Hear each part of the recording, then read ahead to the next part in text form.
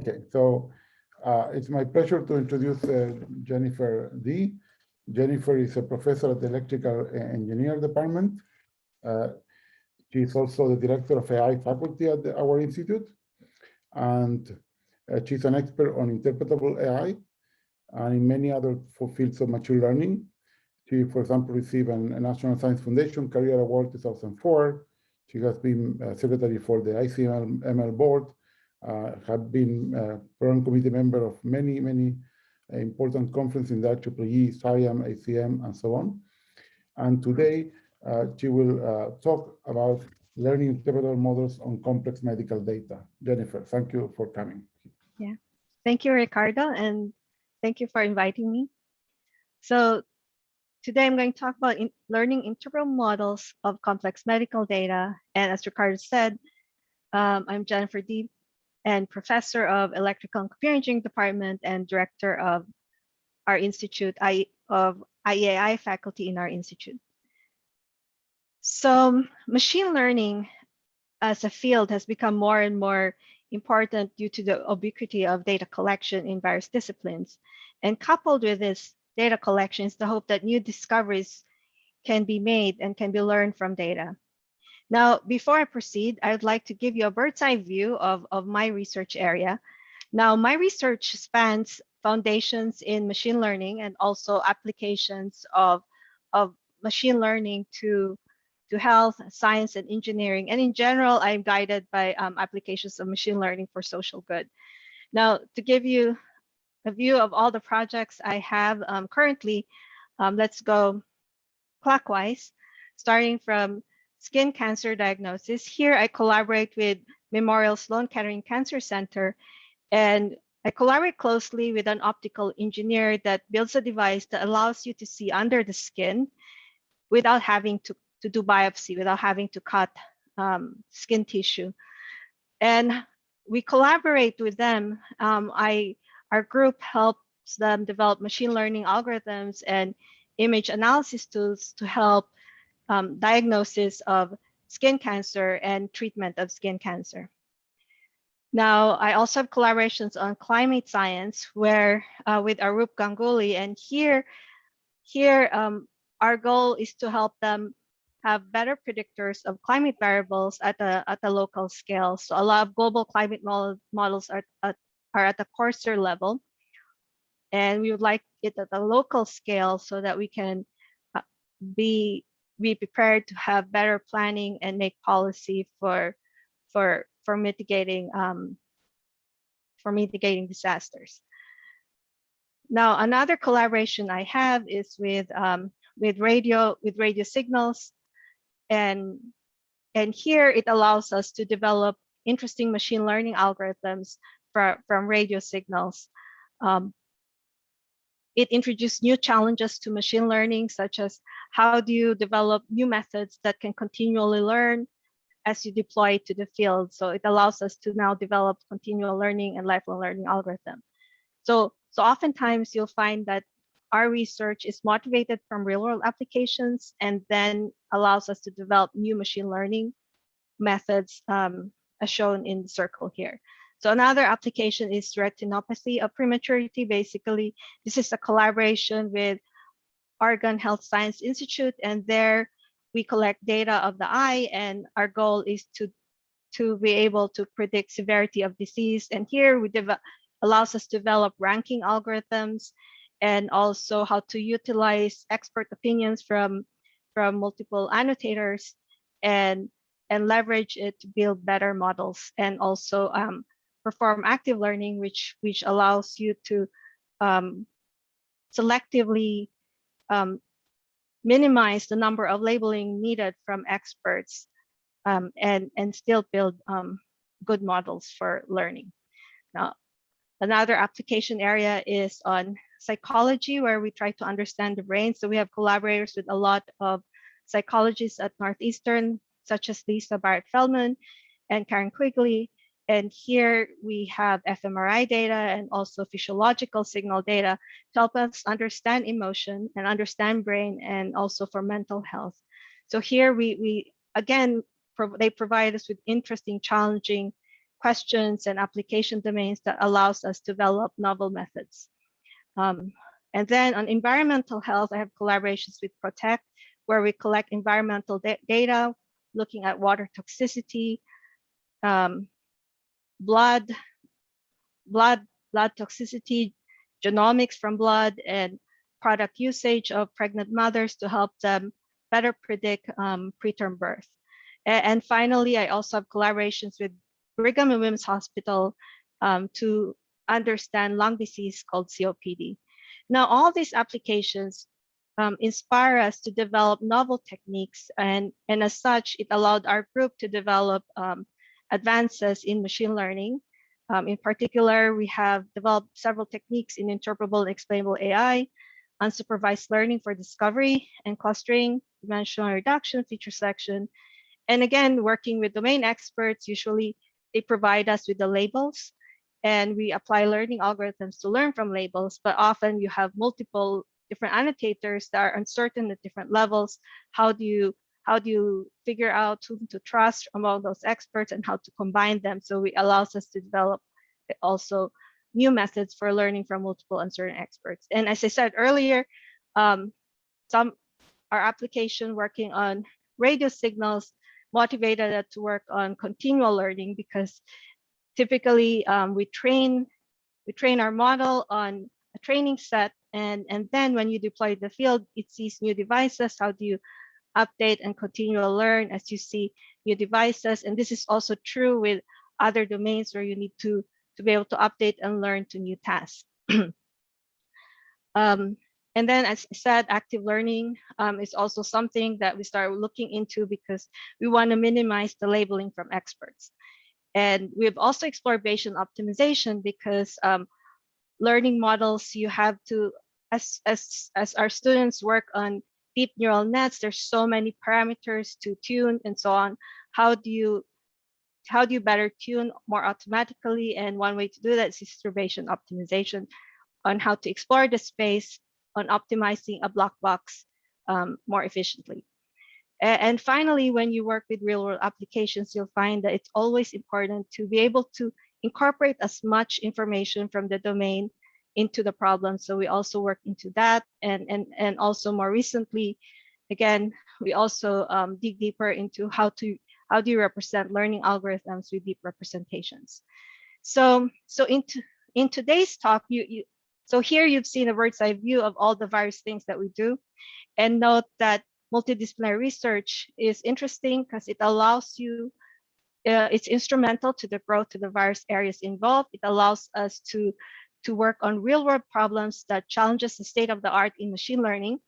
And at the same time, the machine learning algorithms that we provides rich resources to our collaborators, to our scientists in making non-trivial contributions to their field. Now, in many applications, data is often complex, high dimensional, and multifaceted, where multiple possible interpretable interpretations are inherent in the data.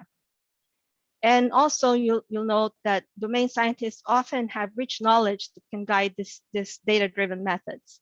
So in this talk, I'm going to present our work on disease subtyping, on COPD, and also I'm going to demonstrate how this allows us to and motivate us to develop models in interpretable and explainable AI, clustering, and feature selection.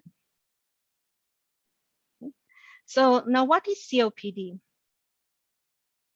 It's chronic obstructive pulmonary disease. It's a lung disease that's characterized by airflow limitation associated with chronic inflammation responses due to noxious particles, for example, smoking. Now, this is the third leading cause of death in the US, and currently clinicians believe that COPD is a heterogeneous disease, meaning any observations they have that is caused by cigarette smoking and the patient has difficulty of breathing are often cast and categorized into this one group called COPD. But they believe, though, that it is heterogeneous. So they seek our help to try to understand and try to discover how to stratify this group of patients. And that's called disease subtyping. So the goal is disease subtyping. And what our collaborators did is they collected large amounts of data, image-based, high-resolution CT, clinical features, demographic features, and also genomic data. And this is my collaboration with COPD Gene. It's a multi-center grant with 21 clinical sites around the US. And they come to our group and they're asking our help on how do we discover and subtype, stratify patients into subtypes. Now, before I proceed, let me explain a little bit about COPD. I have two images here. There's two basic components of COPD. One is the destruction of lung tissue, and often you can see it in a CT image as dark areas. Dark areas means that the tissue's loss of tissue, and that's called emphysema. And another mechanism is airway disease, where you often see inflammation of the area wall and thickening of the area wall. And note that both of these processes cause difficulty in breathing. Okay, so coming back to the problem, so we have this lots and lots of data, and in this particular example, we have 10,000 patients. It may not seem a lot to many, but in medical, that's a lot. And also these are clean data, clean in a sense that they're collected in a similar fashion and already processed properly by our several cohort. Now, our goal is to stratify this. And what does it mean in machine learning? A technique that allows us to stratify and discover subtypes is clustering. So, okay, so I have this data. What does clustering do? Clustering is the process of grouping instances together based on some notion of similarity. It seems simple enough, group together samples that are similar. But when you try to encode this in an algorithm, what do you mean by similarity? So similarity is usually defined in terms of a metric or a probability model. Now, okay, let's say I'll use the simplest form of similarity or dissimilarity metric, let's say Euclidean distance. Okay? An algorithm that does this is k-means algorithm. That's the simplest clustering algorithm. There's toolboxes out there to do that. You can do this, but then k-means, you have to understand that it's important to know what method you're using and the assumptions made by those methods. So, and for different problems, you need to find the right model. So for example, here, let's say I apply k-means clustering. The assumptions made in k-means clustering is that it groups together samples using Euclidean distance, and similarity here means that it ends up having clusters that are spherical in shape. So it gives equal importance to all features and spherical in shape. How about if your data looks like this? So k-means will fail, because again, it will try to find spherical groups. A better way might be a Gaussian mixture model that assumes Gaussians per each cluster, per component, which will do well here. Now let's see if I apply this on our COPD data, it can find reasonable clusters such as shown here. If I apply k-means, the different colors gives you the different clusters. If I apply Gaussian mixture model, it'll give you that. They're reasonable. They give us results that are based on severity, but this is something that our doctors already know, and that's not really what they're interested in. So we need to think more carefully, and also what they really want is, can we come up to do this more carefully? We need to look at the features, and can we explicitly model the relationship within the variables and the underlying process involved in observing these variables. So note that the problem with k-means and Gaussian mixture models is that they assume all the features are similar in nature. But upon looking at it more carefully, we actually have features that are more causative, and others are manifestations of the disease. And looking at the mechanism of the disease, we go back and try and study what do we really want to discover from this data? So going back to COPD, it's a disease caused by exposure to smoking or pollution.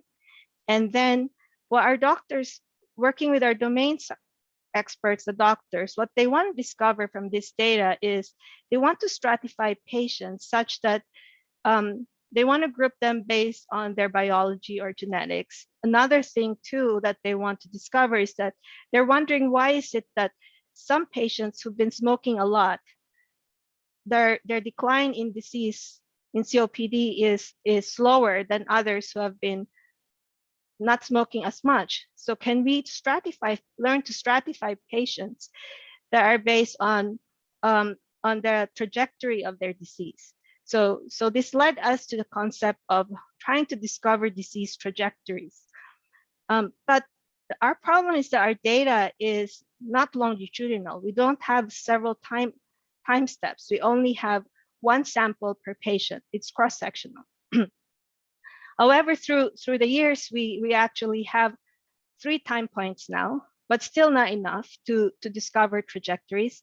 So how do you stratify, group together patients based on decline of lung function when you don't have multiple time points? So this led us to new development in machine learning. So first, we need to discover trajectory. So I'm given all these dots, assuming there's no colors there yet. How do you discover a trajectory?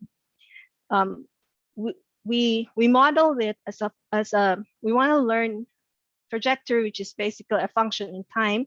Since we don't have time, we notice that we have surrogates for time. We have age and exposure to smoking. So we have age and pack years. We use as surrogates for time. And we also have manifestations of disease like FEV1, which is lung function measurement. So maybe we can learn functions of lung FEV1 versus age and pack years. Now, how do I learn this automatically? We model it with a Gaussian process. A Gaussian process is basically it's a stochastic process that allows you to, it's a distribution over functions. So it's a probabilistic model to learn functions, but allows such that if I'm given a finite set of samples, it forms a multivariate Gaussian. It makes it, in some sense, simpler to model, but very flexible in learning any nonlinear function. So I can use the GP to model each line here. I don't know if you can see my mouse, but okay, to model each line, but how many lines? So we model this with a mixture of Gaussian processes shown here. So this is a graphical model where the circles define the random variables, and don't worry about that for now. Basically, our modeling is that each trajectory is a Gaussian process, and then we have a mixture of Gaussian processes, but I don't know how many clusters. So mixture means how many components, how many lines there, black lines. And to learn how many, we utilize a Dirichlet process for that, prior for that.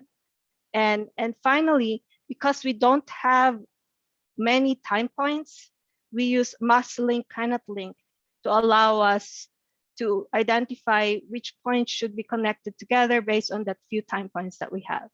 So we use this as our model, and it allowed us to learn a mixture of disease trajectory from this data. So the interesting thing about this difficult, complex problem is that it challenges us to develop novel machine learning, allows my student to publish in a premier machine learning conference. And at the same time, doing this allows to discover new subtypes and allowed him also to publish in a medical journal. Now, okay, let's move on to another example challenge, working with this complex data. Now, we actually have high dimensions. We have many features describing lung function. Not all of these features are important. Some may be redundant, some may be relevant, and some can misguide the results.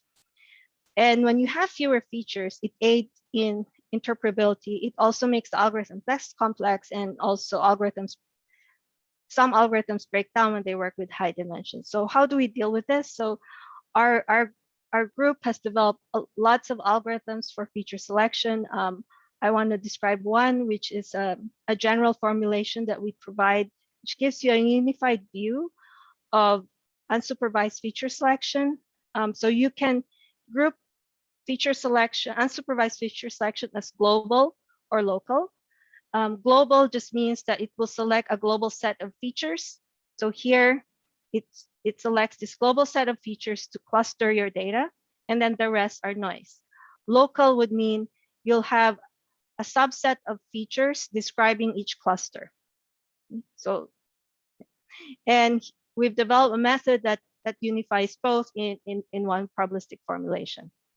Now, what James did, James Ross, who worked on that mixtures of trajectory, to make the result a little bit more understandable and deal with high dimensions, he added a feature selection component to the mixture of trajectory, meaning he wants to learn which features can describe each trajectory. And we will also like to allow overlapping of clusters and overlapping of features. And he does so by developing a new model based on a dual beta process on a Gaussian process. So he has a dual beta process prior. Basically, it's a selector for selecting which features belong to which cluster and which sample belong to a cluster. And then you have an observation model based on a Gaussian process. And this allowed him, again, to develop a novel method published in KDD. Okay. And here are some visualization of the results that you can do with this. So again, you have age and pack years as your surrogate for time. And then this, because it's hard to visualize, we show the visualization in each feature here. Different colors represent different clusters of trajectories. Okay. Maybe let's look at one of them. You can see that the blue and the red are the healthy clusters. The green and the magenta are the patients that are worse. And these are different views from using different features. Note that PI10 here, this is a visualization showing that PI10 is not a useful feature. And actually, if we look at the results of feature importance that we have for cluster, where clusters are red, blue, green, and magenta, it shows here that PI10 indeed has poor, when it's low value, it means it doesn't belong to any of those clusters. So PI10 as a feature was not used for clustering the trajectories. So that's why it looks like a blob there. But for the others, they were used. So notice that you can see the distinction of the clusters and trajectories on that visualization. Now I'll move on to another challenging problem that we encounter working with COPD. Another problem with clustering is that it's not a simple problem, because when I'm giving you a bunch of data, note that it can be grouped in multiple ways. So for example, I give you a bag of marbles and I ask you group them together. Note that I'm given a bag of marbles, I can group them based on color, which is a valid solution. Another way to group them is based on size, which is also another valid solution, which is the right way. So in exploratory data analysis, it's often not easy to know which is the right way. So why not present all of them? But it's impossible to present all of them because it's information overload to your domain scientist.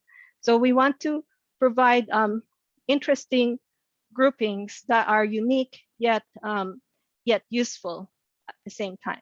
So another example is if I'm given a bunch of data of image faces, note that I can group them together based on their identity. That's a valid solution. I can group them based on pose. It's also a valid solution. So this led us to a new path also to develop novel methods in machine learning that allows you to discover multiple interpretable views. So typically, clustering algorithms output one single clustering solution.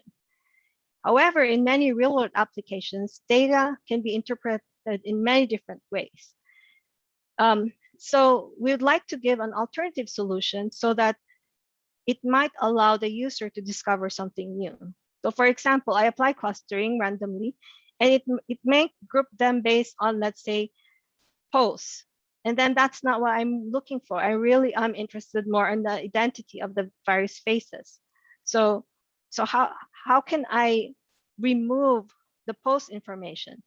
So it allows us, so that led us to come up with a new paradigm for clustering, which is called alternative clustering and multiple alternative clustering, where we we want to discover multiple views given the same data and be able to cluster them based on these various views, where in one view, samples that belong together may not belong together in other views.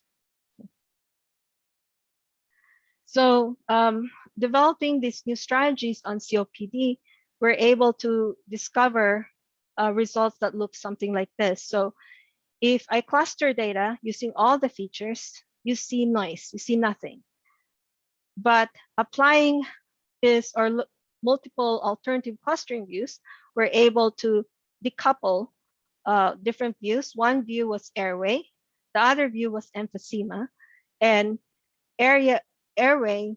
By the way, the way to interpret this is a sample to sample matrix, and red means high similarity, blue means low similarity. And when you see a block diagonal structure, it means good clustering structure. So note that on an airway view, it finds good cluster structure, and an emphysema view also gives reasonable cluster structure. And the features that were used to discover these airway features are shown here in view 2.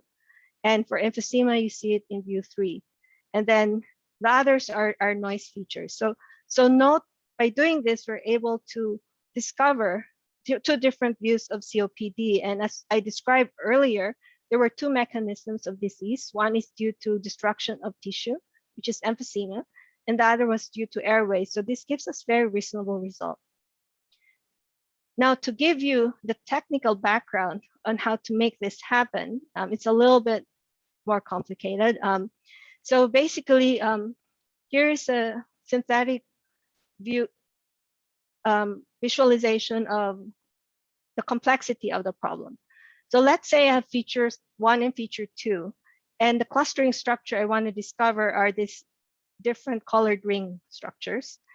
And in view 2, you can find also a reasonable cluster structure, but now you have these two parabolas as the clusters. They're both valid, but how do you discover them? And it's not straightforward and easy, because note that these structures are nonlinear. So first of all, we'd like the solutions to have high cluster quality that can capture nonlinear structures. Then you want the views to give you non-redundant, meaning alternative different views from the same data. And then also you'd like to be able to visualize and look at the subspace, figure out which features are important to discovering the various views. So we want to learn all of these together. And we come up with a formulation to do it. And we have also two modes of discovery. One is called the simultaneous mode that learns all the views together. And basically, the key point is that we want in each view high cluster quality. And basically, our formulation is based on normalized cut. It's similar. It's the same objective as spectral clustering. And the different views should be different. We use a measure called Gilbert-Smith independence criterion. It's a criterion. You can think of it as a practical version of mutual information. It allows you to it allows you to measure dependencies between random variables, but using kernels, and without having to estimate the joint distributions of those random variables. So we have this formulation where we want to maximize cluster quality, and also we want to minimize the redundancy between the solutions. And then we also need to learn the W, which is basically the projection to the views. So we need to learn both W, the projections, and U are the clusters in each view. And we do this simultaneously and optimize this together. So that's our first formulation. The second mode of discovery is iterative, which is simpler. If I am given a clustering solution, can I find an alternative view that's different from my current result? So again, it's similar. You can formulate this by again finding the having clusters with high quality, yet not redundant to the solution that's already discovered. And then again, that resulted to another novel method that we've developed. And then finally, optimizing this is not straightforward because basically you have to optimize a non-convex, non-linear objective function on a Stiefel manifold, that sphere there. And the Stiefel manifold is from the W transpose W equals to I. So it's not easy. So it also led us to new innovations on how to do that, where we develop an iterative spectral method, which is an eigen decomposition approach that you iterate between U and W. And within W, because it's not convex, you have to do it multiple times. Yet we also provide guarantees of local optimality for this. Now, another challenge working on this real world data is, so note that I've already demonstrated multiple things that working on real world data allows us to develop novel methods in machine learning, and very challenging one, and including leading to theoretical results and then going back to the application, coming up with true solutions. Now, another challenge that we've encountered with COPD is we have already really nice results provided to the doctors and our collaborators, but we find that in translating in the end, especially if you want to communicate this to patients, and then you want really simple rules to interpret the results. Even a Gaussian mixture is not simple enough. We need to give them rules that are simple and easy. And one type of rule that they like is thresholding, and in general rectangles. Like I want to classify disease 1 to be if the FEV1 value is between 1 to 2.3, class 1.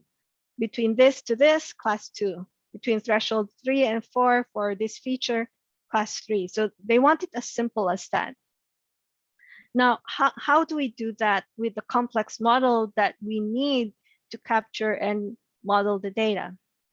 So, so this is what this work led us to. In addition to simple rules, another thing that's important to them is that they have rules already that exist that they use. Can we leverage domain knowledge and the rules that they're familiar with? Because this has been developed, having them experience treating patients and so on. Can we leverage the domain knowledge, prior rules, and just update them with the data that we have collected? So we'd also like to come up with a model that allows us to do that. So note that domain experts usually have some rules of thumb. So on the left with the green table, it gives you an example of the rules that exist and that they use. And you can see that it's simple. And a visualization of those rules basically is shown on the right on how it divides the data. Now we would like to update this based on the new data that we've collected. Okay. So how do we do that? So there's no method that can do it, so we design our own. First of all, we would like to have, we want to distinguish two types of features. We have features that we want to use for generating the rules. And these should be features that are accessible, like FEV1, FVC. These are measures of lung function that doctors usually collect when you go to the clinic. So you want those kind of features for rule generation. And then we want to maybe capture some features that are not that easy, but would reveal, but what the things that we want to discover, the types of cluster that we want to preserve and discover. So for example, Y can be the future health decline of the patient, which normally you don't collect. Another possibility for Y would be the genetic information of the patient. So things that are harder to collect could be Y. And we developed, again, a probabilistic graphical model to do this. This first part allows you to generate rules. These are rectangle rules with thresholds. It's a very complex discriminative rectangle rule to come up with rectangles on your data X. So it allows you to divide X based on rectangles based on divided by thresholds. So we learn the thresholds, and we also allow prior thresholds as a starting point. Then the other component is the cluster preserving part, where we want to capture properties of Y that each cluster should maintain. So you can think of the rectangles dividing the space into groups. And then once those groups are defined, the properties that similarity or properties that you want to define within that group are defined by the Y variables. And again, we learned this in a probabilistic formulation, and they're learned in an expectation maximization algorithm to solve the latent variables and the parameters. Okay. And here are the results. So it allows us, given an existing rule, with this given new data, we can update it and adjust it based on the new data. And the interesting thing about that is just note that there are some things that change. Let's say the red line that separates red and blue here moved up. And then the green, the line that separates the green and yellow moved down. So we have rules that are adjusted based on data. And interestingly, it led to better prediction performance through a Kruskal-Wallis analysis of variance on the test set with better p-values.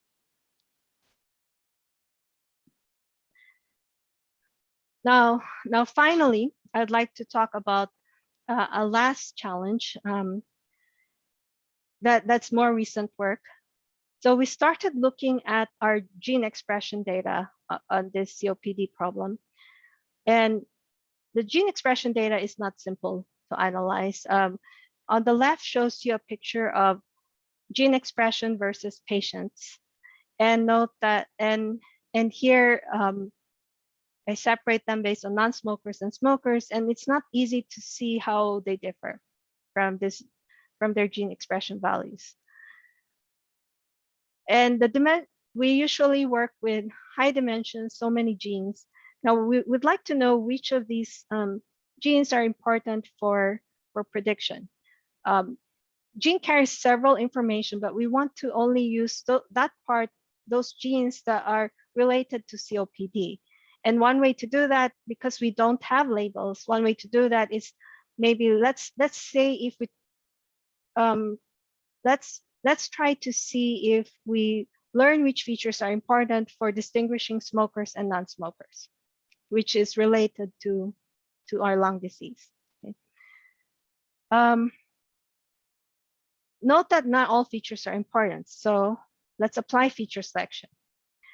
However, traditional feature selections are global. Why is this an issue? Because we noticed that on our problem, we would like to learn that we would like to know which features are important for every patient, because we've noticed that feature importance may vary per sample per patient. So can we do instance-wise feature selection, meaning learn which features are important for every patient? Now, there are a few works on this. All traditional methods for feature selections are usually global. However, new methods that are coming up, we have started to develop instance-wise feature selection, especially in the context of explainable AI. Because in explainable AI, there are a lot of new methods where you try to learn which features are, given a sample, which features are important for making a prediction. So that's great. We can use some of those techniques that people have come up and started looking at for that. Now, another problem that we would like our method to be able to do is that multiple features, we've noticed that there's a lot of redundancy in gene expression data. Multiple features may be equally important and yet redundant to each other. Now, typical feature selection algorithms, when you have a lot of redundant features, it selects important features, but what it does, it removes the others that are redundant. So it picks one. We don't want that. We actually want to pick all that are important, redundant and equally important for the prediction task.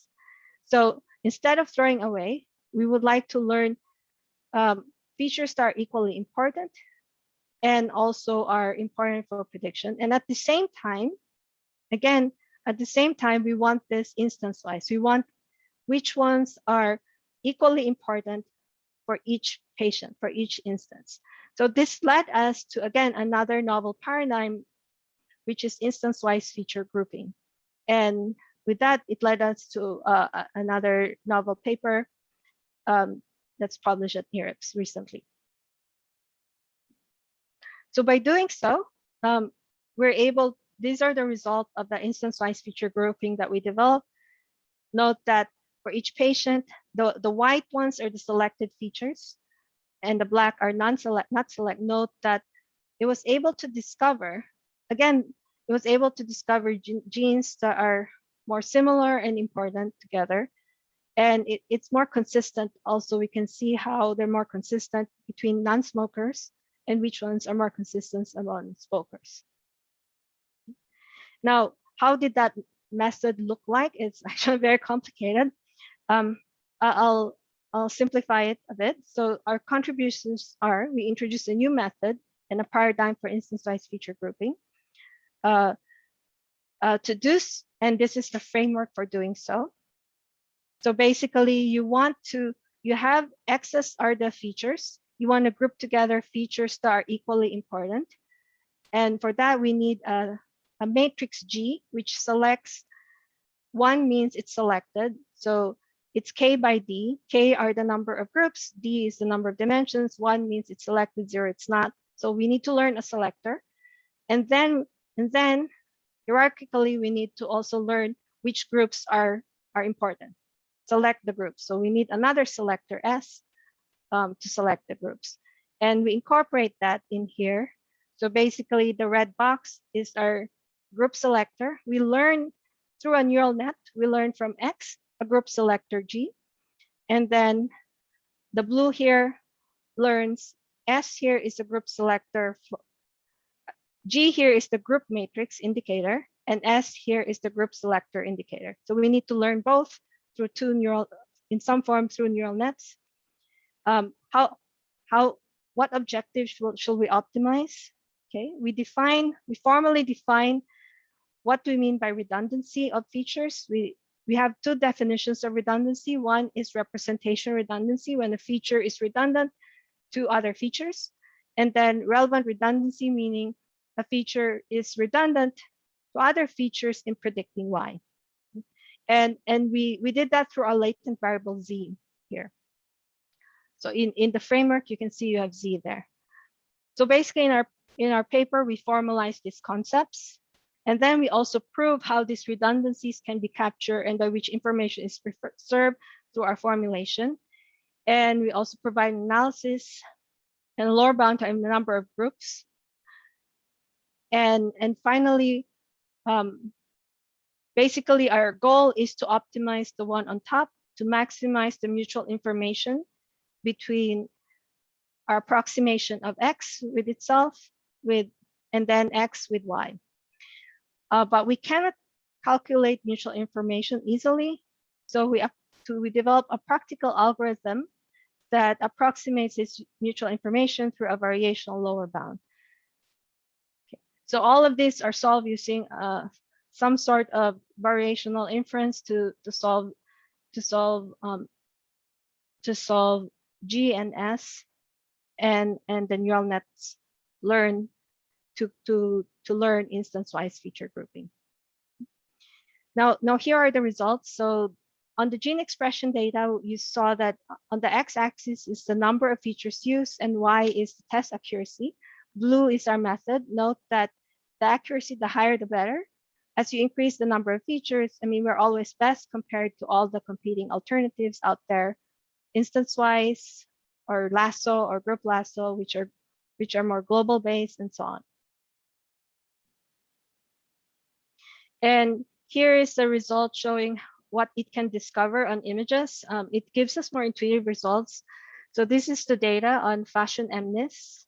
This is the data on MNIST. These are images of digits, the other one's images of clothes and shoes. And the other rows are competing methods. And white means the selected pixels, meaning selected features that are important. And black means it's not important. So note that in some ways, our method find equally important pixels because we impose equal discovery of redundant, equally important pixels. The others did not, so they look a little bit more random.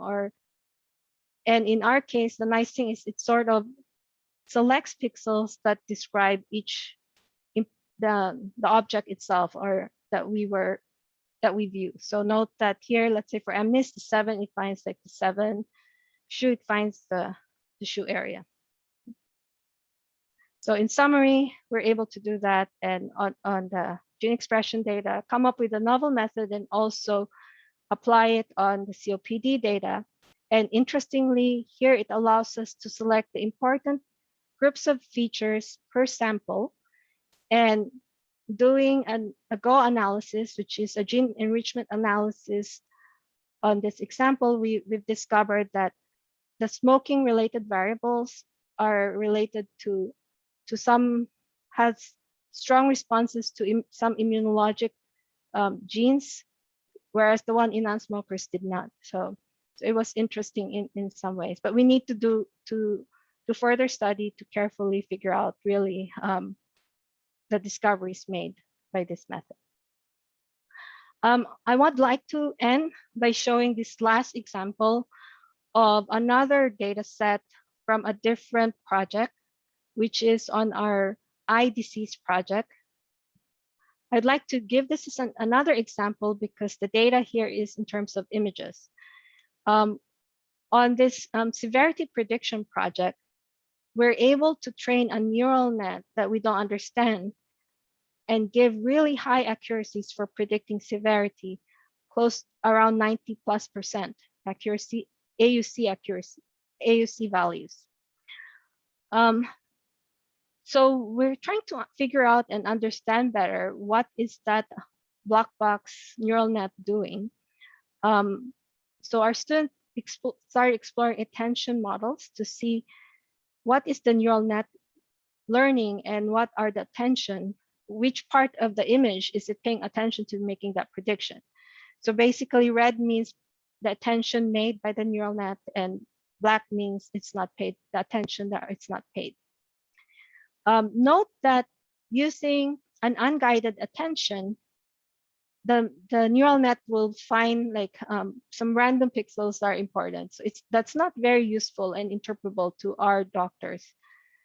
So what I still started looking into was how about we constrain what the neural net can learn by giving it some guidance through a feature dependent mask, which is a mask that was based on features, high-level features that the doctors are used to, that they already know are important for predicting eye disease. For example, in this case, the feature we use is tortuosity, meaning the more wiggly the lines are, the more important it is.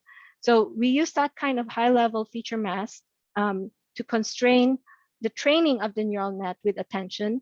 And note that this SVGA net gives you a result that's more interpretable and meaningful. It tells us that indeed the red parts find areas that are more tortuous, more wiggly, and so giving us a little bit more confidence about the result of what's trained by the neural net. And still the accuracies are at similar levels as the original. So, so this gives us an idea of how interpretability is really important to give more confidence to our end users. Now, to summarize, I want to give you this slide with a high-level picture. I'm using some of the definitions used by Gotti et al. In their survey of explainable methods.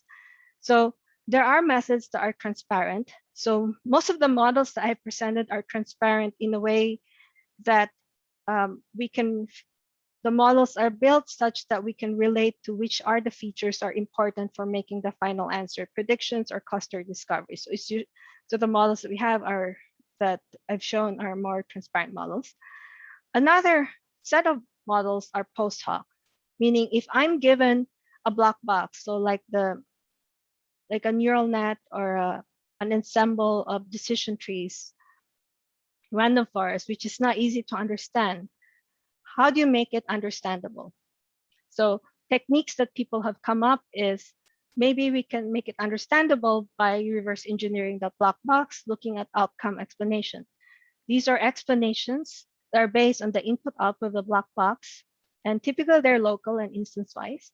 So I want to highlight that because note that, for example, our instance-wise feature grouping, we can use that to do a post hoc analysis on some black box.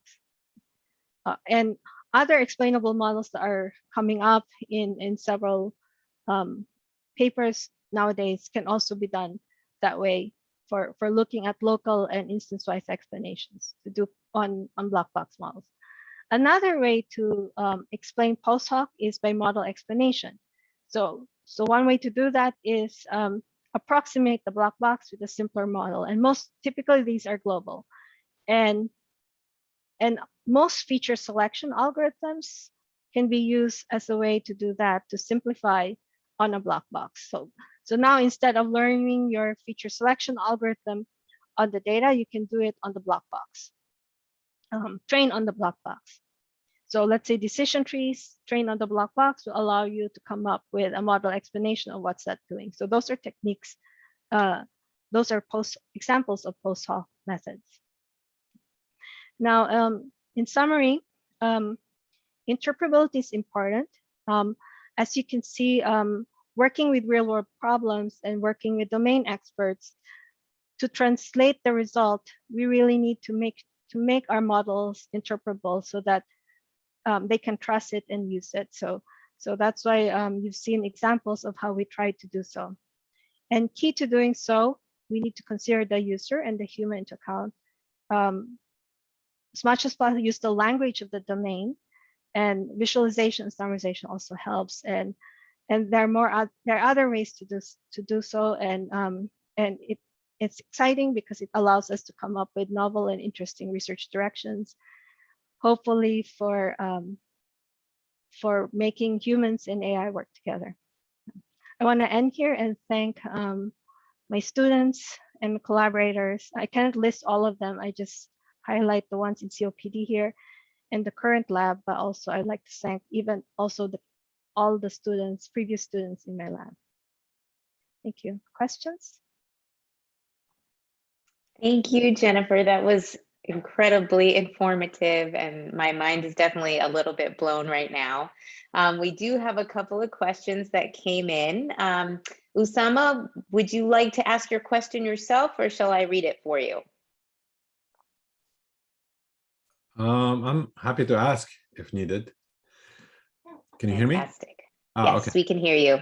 All right. Thank you, Jennifer. I mean, while I, of course, fully agree that explainable models is very important, the other area I was wondering if you had any thoughts on is kind of more intelligently modeling where an algorithm knows kind of it is less confident and where it needs more information.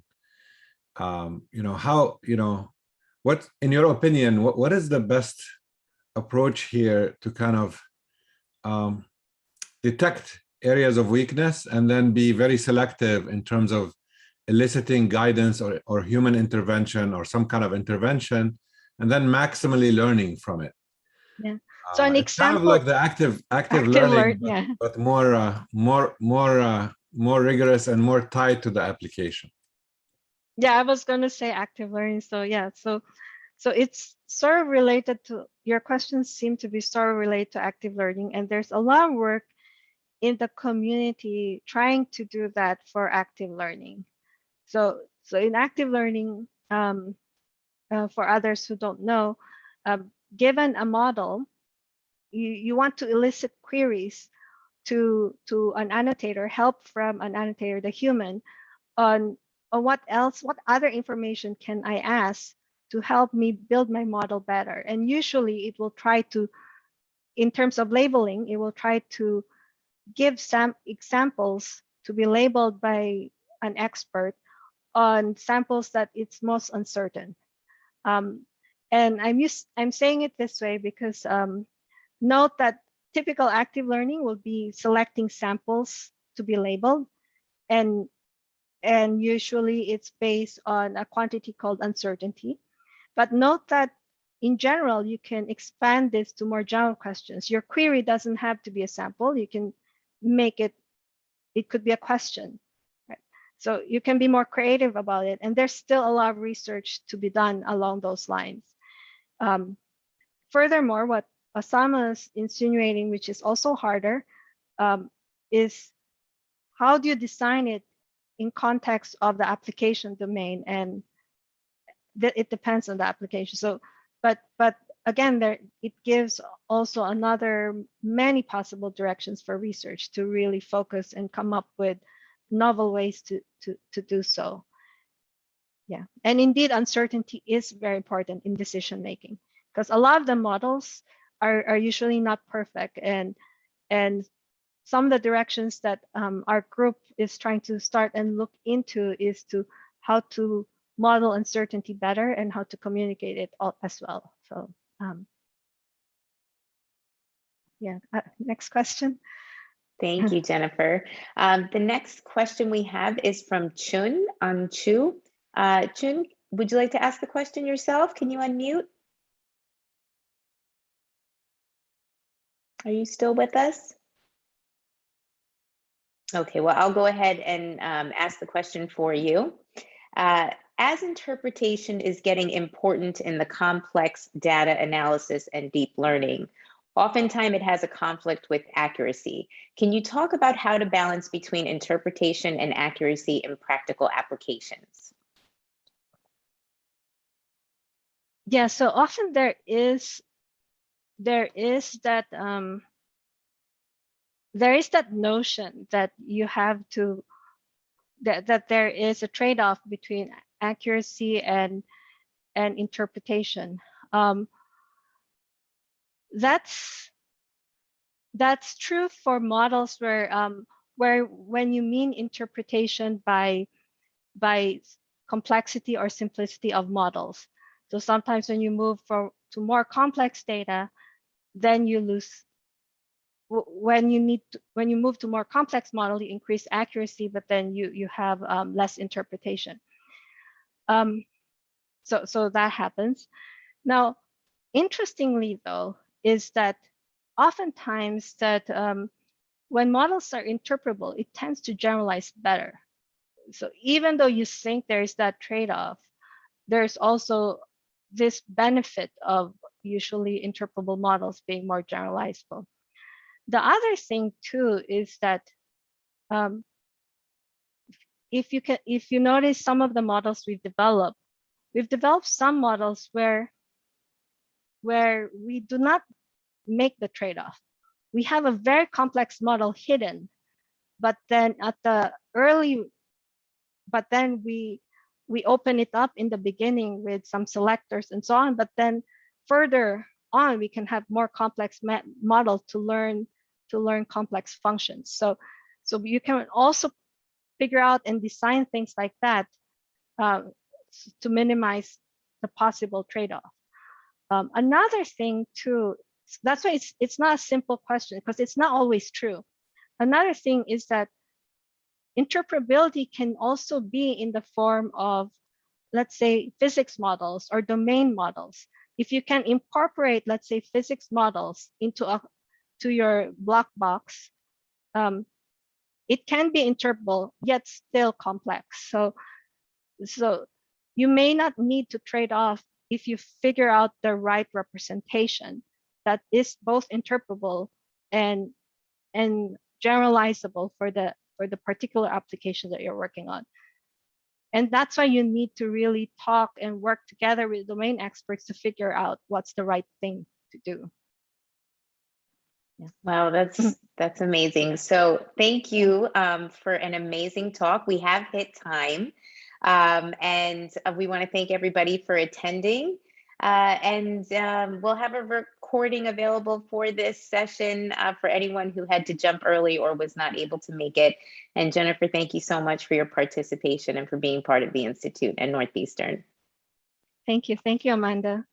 Thank you. Take Thank care, you. everybody. We do just want to quickly draw your attention to an exciting lecture next week by Michael I. Jordan from Berkeley. Great complement to what some of the topics Jennifer covered today. I'm dropping the link into the chat. So thanks again. Looking forward to seeing you all there. Thank you. Take care. Have a great day.